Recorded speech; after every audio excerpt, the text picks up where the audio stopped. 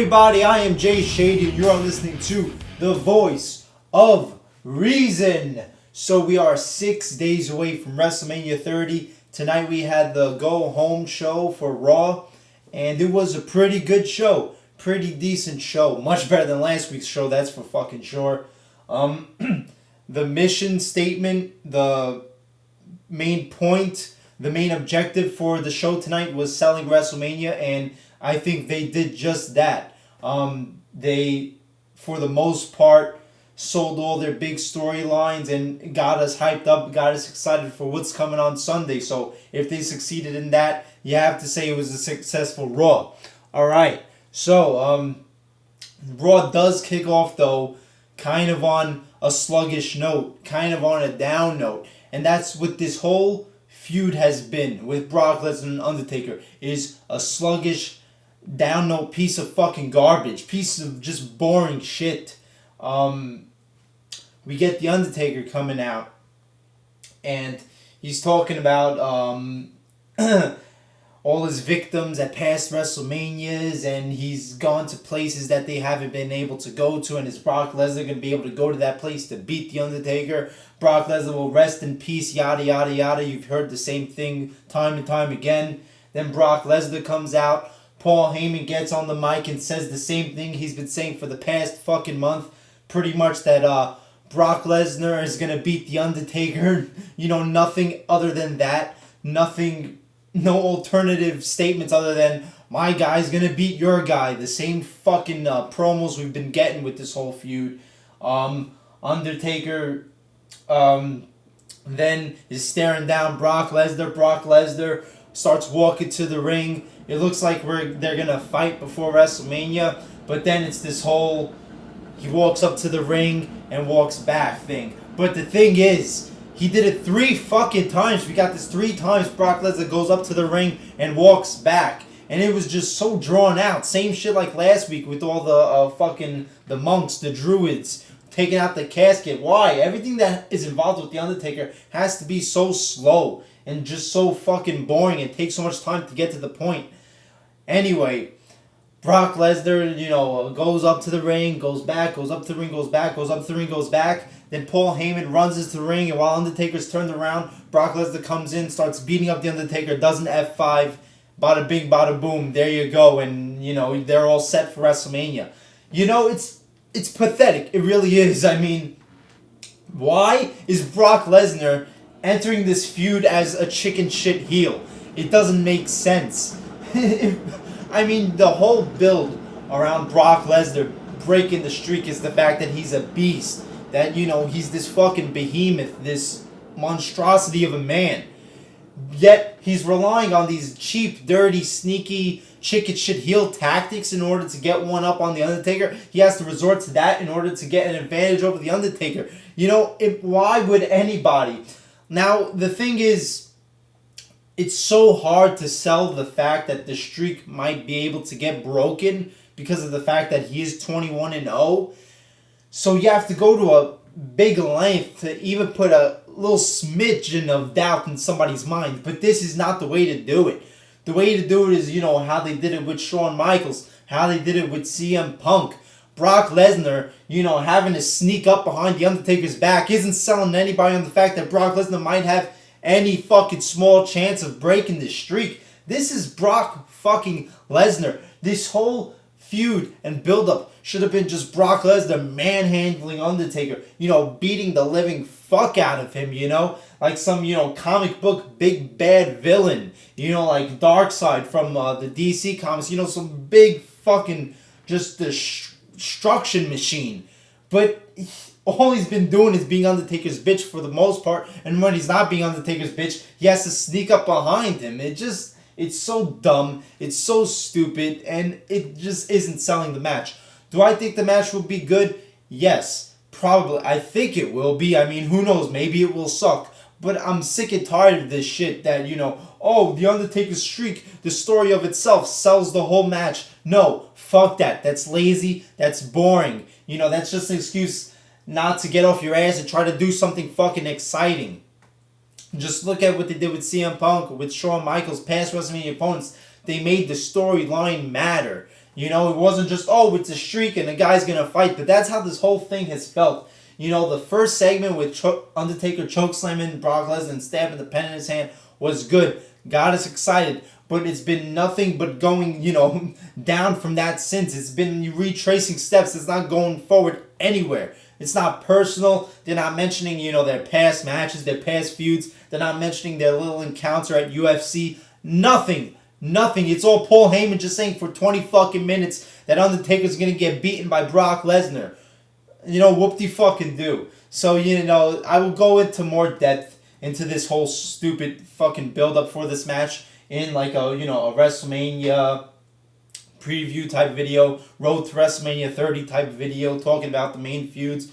But yeah, as you can see, I'm not a fucking fan of this feud. Alright, then the next big storyline going into WrestleMania is John Cena and Bray Wyatt, and the stuff from both guys this week, not just Bray Wyatt, the stuff from both guys was very, very, very good tonight. First, we got a Bray Wyatt promo, another, A+ Bray Wyatt promo, classic stuff that he's doing. He's really, into his fucking character, He's really just has immersed himself in his character, this, prophet, this, leader, this messiah for people, showing them the ugliness and the dark truths of life and all this, trying to, strip all their false idols of all their glory and all this. Just great stuff, Reminds me of, some old movies like Cape Fear, Night of the Hunter, like a classic fucking movie character, this whole Bray Wyatt thing. He does this promo where he's talking about the world is bleeding and all this. Everybody looks at the guards, but they don't make any mention or notice of the sinkholes and all this. And after Sunday, John Cena is going to be forgotten. Everybody's going to get over him, and they're just going to see him for who truly is, a monster. Great promo. Then we get a Bray Wyatt match, Bray Wyatt and R-Truth. Kind of a bullshit match, just a match to show that, Bray Wyatt is dominant. Bray Wyatt gets the victory. And then, the lights are dim, the lights are dark. Bray Wyatt's, posing down with his two guys in the back as usual. And then a guy comes from the back with a goat mask, with a fucking mechanic suit on. And he starts standing with the Wyatts. And then Eric Rowan has the sheep mask also. And both guys start staring at each other like, the Michael Myers head tilt, the puppy tilt with the sheep mask. John Cena... And then the guy takes off the sheep mask, and it's John Cena, and he starts beating up all the Wyatts. He's going to go after Bray Wyatt, but Bray Wyatt escapes out of the ring. Just a great fucking segment. Really was one of the coolest things John Cena has done in a long fucking time. It's like, classic, horror movie type, move there. A horror movie type scenario with the guy, in disguise as one of the people, takes off the mask, and holy shit, it's him. Just great shit. Just really fucking great. Seeing John Cena with the Michael Myers mechanic suit and the go mask on the whole revealing thing. It was great. Done fucking beautifully. Great segment. Then you get a John Cena promo later on. And John Cena, very good fucking promo. I mean... It wasn't long. It was a backstage promo with the blonde chick that does the interviews, Renee, whatever her last name is. And, he's just telling everybody to get WrestleMania because, he's going to take care of business with Bray Wyatt. And Bray Wyatt's going to, he says at the end, Bray Wyatt's going to have a lot of trouble walking because Cena's going to stick his foot up his ass. Just goes to show that if Cena could just, be a little more aggressive, have a little more room, to not be this fucking PG nerd, this fucking Barney goofball character. Have some, hostility.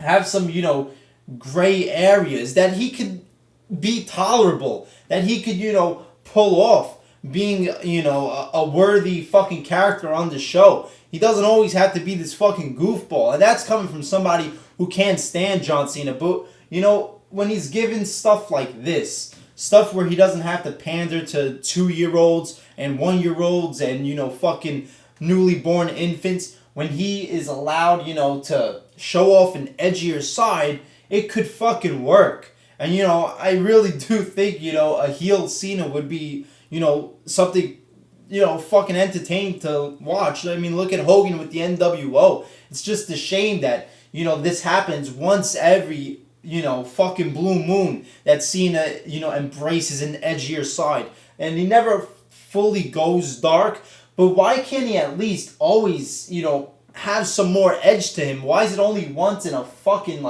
millennium, that he's allowed to do one edgy promo or do one edgy segment? It just makes no sense to me. It really doesn't.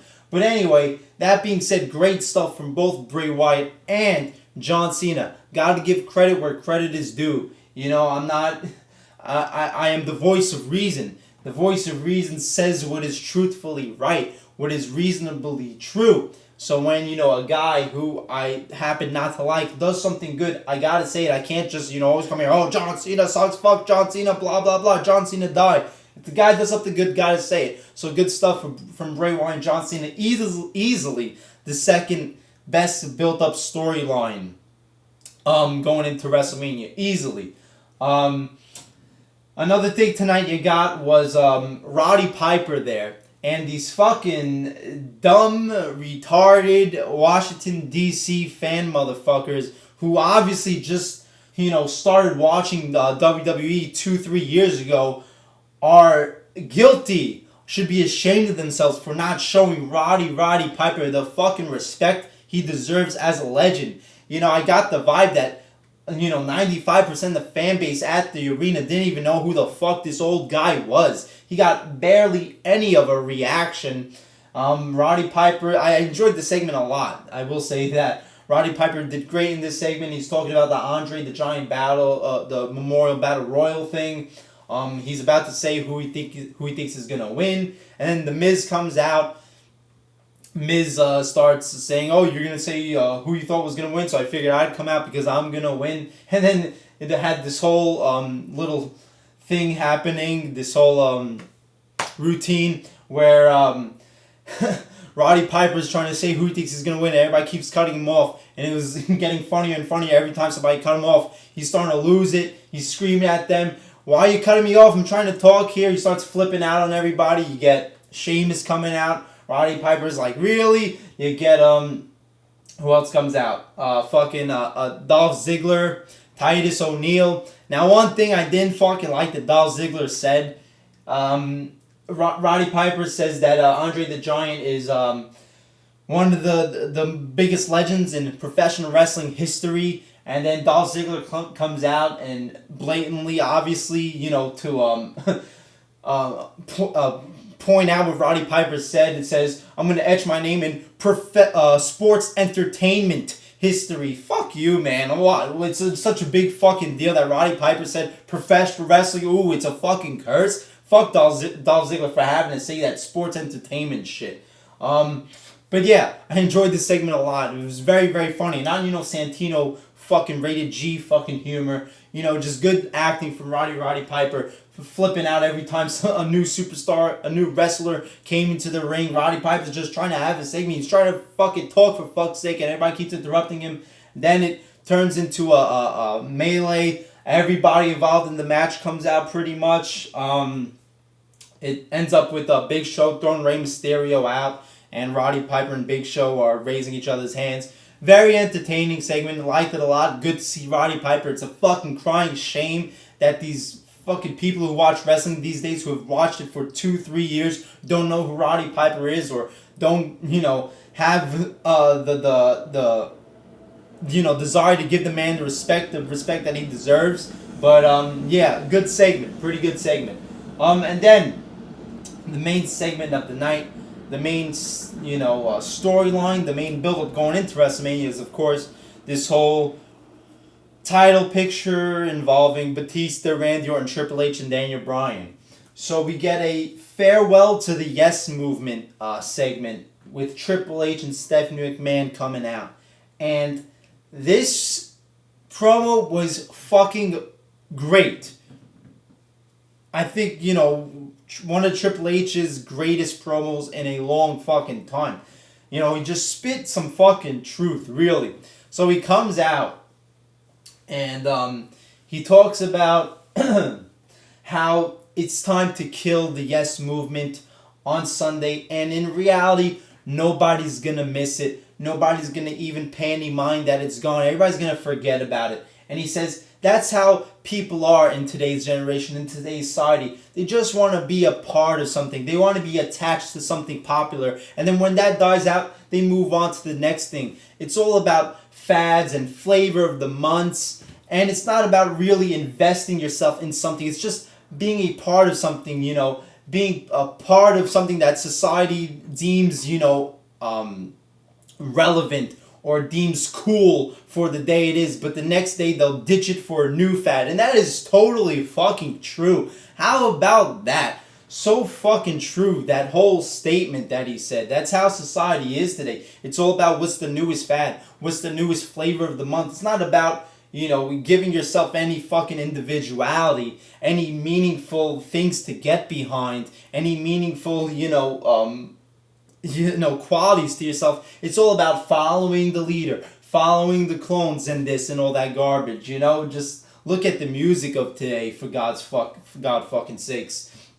And so great fucking promo there. And he says, look at last year with after WrestleMania, everybody started fandangoing, the whole Fandango revolution, and not even 2 weeks after that started, everybody forgot about it. That's just very descriptive of how society is. This whole, like ADHD mentality they have. They care about something 1 week, don't care about it the next week. Move on to the newest flavor of the month. Very fucking great promo. Then they show a video package, a great fucking video package.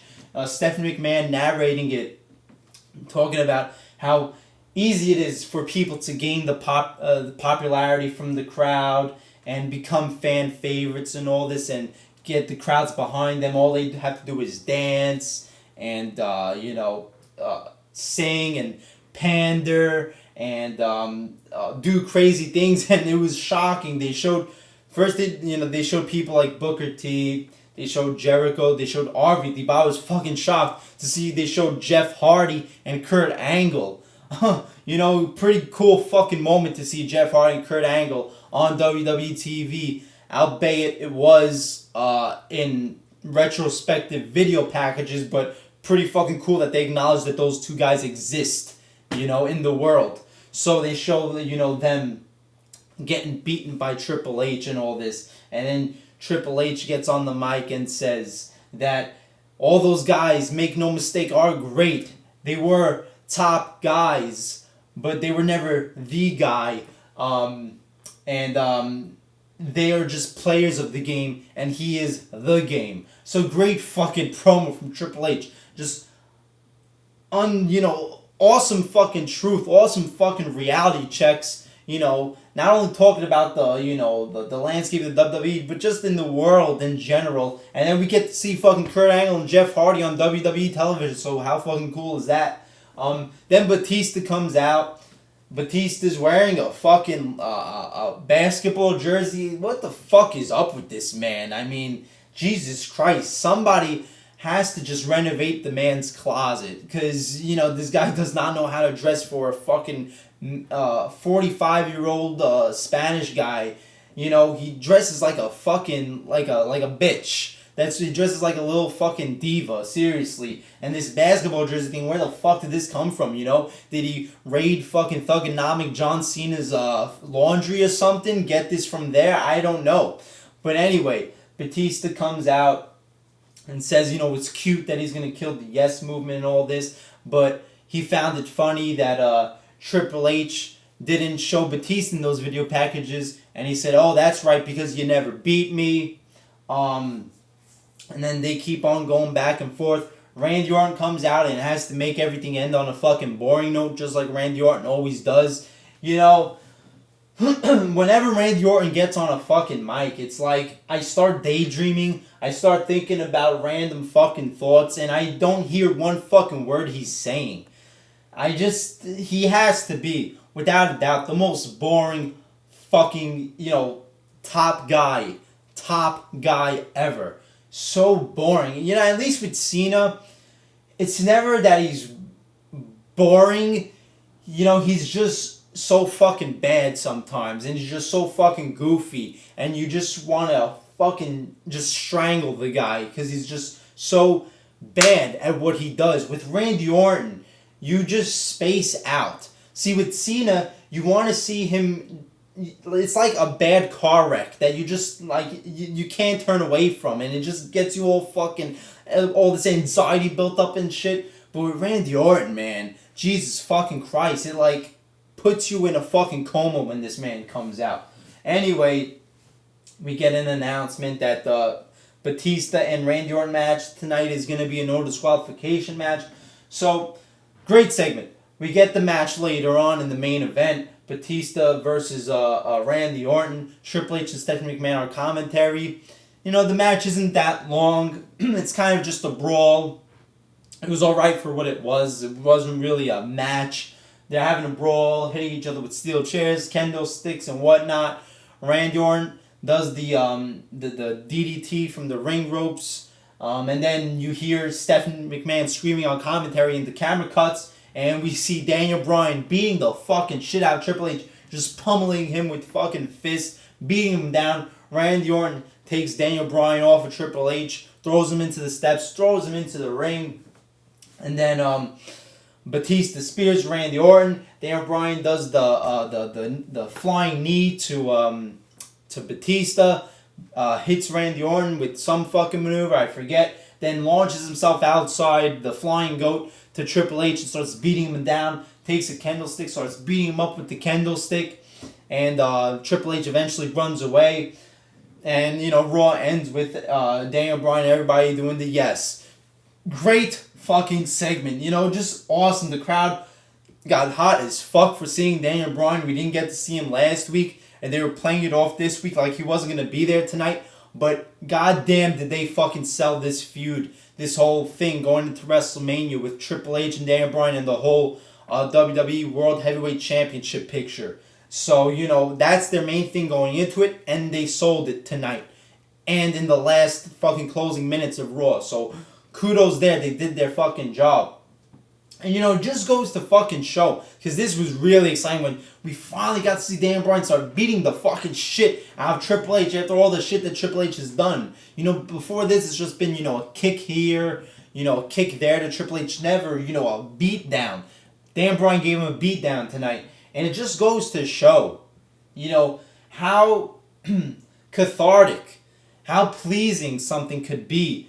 When built up right, when you build up a face, to have to go through all these obstacles, to have to go through all this all this crap being poured onto them, and, always being given, just shit, and just getting beaten down and broken down and coming back, and they finally overcome it and give, the heel, the villain, what they rightfully deserve. And it's just a cathartic moment for the audience. It gets people invested. And, it's not this, preposterous fucking thought. It's, a theory, as old as fucking time. That's how they do movies. That's how a story is told. You give the hero all the obstacles, all the, problems he could face for him to overcome it so the audience could get behind him. The audience loves to see underdogs. There's no doubt about it. And I don't know why they do not utilize this more. Look at the fucking Undertaker and Brock Lesnar. Most of the feud has just been Undertaker beating the fucking shit out of Brock Lesnar. And whenever Brock Lesnar gets an upper hand, it's in this sneaky, smarmy, snaky sort of fucking way. Look at, most of John Cena's fucking, pretty much 99% of John Cena's feuds. Everything. There's never been one fucking moment where Cena didn't look dominant going into a match where you thought for a moment that Cena might lose. There's never been any fucking obstacles. It's always, every week in, week out, the faces always have to appear dominant and the heels have to look like chicken shit motherfuckers running away from everything, getting beaten down. How do you, and that's why you have this disconnect with audiences and faces, audiences cheering for faces. It's because the faces have become the villains and, the heels are now the underdogs because they're always the one getting the short end of the fucking stick. But here you get it done right. You get Daniel Bryan standing, after getting beaten down and having to face all this adversity,